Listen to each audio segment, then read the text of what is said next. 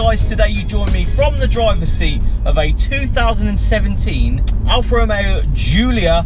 This is the 2.2 litre diesel variant, and I genuinely really like this car before we even got in it. I really like my Alfas, if I'm honest. I am still yet to actually own one though, but this is something that I've been really interested in. Obviously you have the Quadrifoglio, you have the, you know, big engined version, but I wanted to see that design and that look of the beautifulness of the car in the diesel variant, the one that you probably see every day. I'm going to take this car down a couple of back roads, just go and enjoy it, because this is one of those cars that I've wanted to get a grips with, go and drive, go and sort of experience since I saw the whole look of the updated Giulia.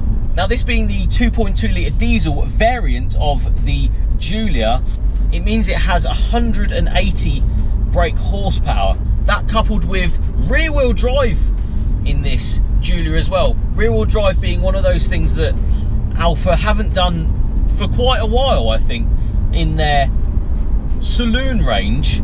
This is quite a step up for them. I think, you know, their rivalry has gone really up to the, you know, 5 Series and you know, the Audi bigger 4 doors, that they can really sort of hang with the big dogs when it comes to stuff like that now. I think the sort of fit and finish that Alfa are able to, you know, get these days is really exquisite. You jump in this car and you've got this big monitor in the front, you have the beautiful looking steering wheel in front of you. I am in love with this steering wheel with the stop start engine button just here.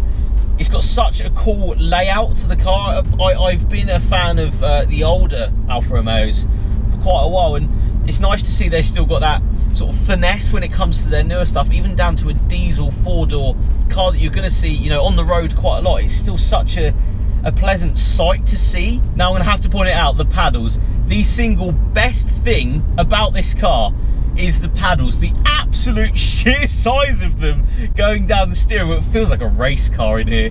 It's such a cool feel, especially them being affixed to the actual dash as well.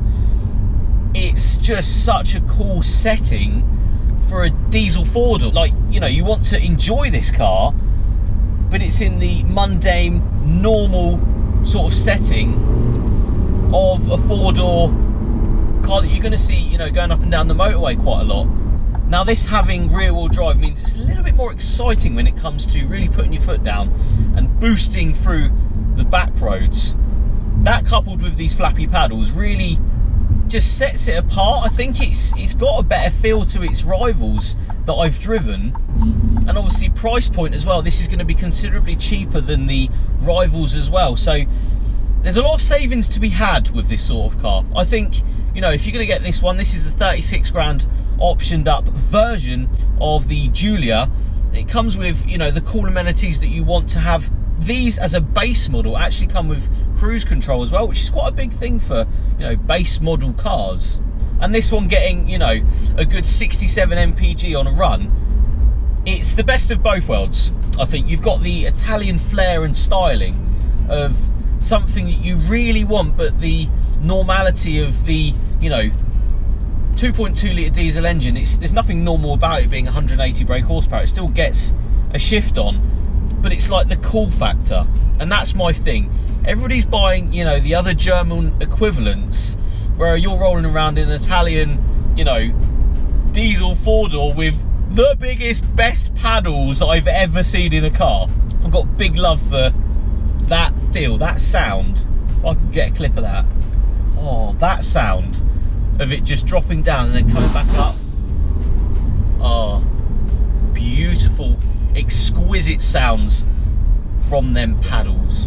But showing you guys around this car, I wanted to start on this rear end because I'm trying to, you know, in my head equate if this rear end is better than the front. This is why. This sort of position with the twin exit, the diffuser coming down with sort of the rear lights bulging round, and when you actually put the lights on, it's got such a cool look to it. Really broadens out the car with the sort of diffuser going just along the bottom. You do sort of have a little lip sort of kick up spoiler on the boot as well, coming around the fan style wheels. with the red calipers, sort of a grey finish to the sort of grey car as well. It's got such a cool sort of presence, this car, and that's why I prefer it, I think. But coming around to this front end, the front end is just, for a diesel four-door, it's just such a cool, you know, presentation of styling and, you know, in keeping with Alfa. I really, really do genuinely like the front of this car. And again, if you turn the lights on, it's got such a mean look coming from the front end. Jumping in the car, you are met with a gorgeous looking interior. Really, really love the way that they've focused everything around the driving feel and the driving sort of look, with this style of steering wheel with the start stop button just there. The huge paddles, again, I'm going to include them again. Such a oh, it's just a beautiful feeling. I could just sit here all day doing that. It's just sold me. That has sold me on the car big time. The seats as well, very, very comfortable. Big bolsters down here with the Alfa Romeo logo just at the top. So yeah, all in all, I'm seriously sold on the looks of this car.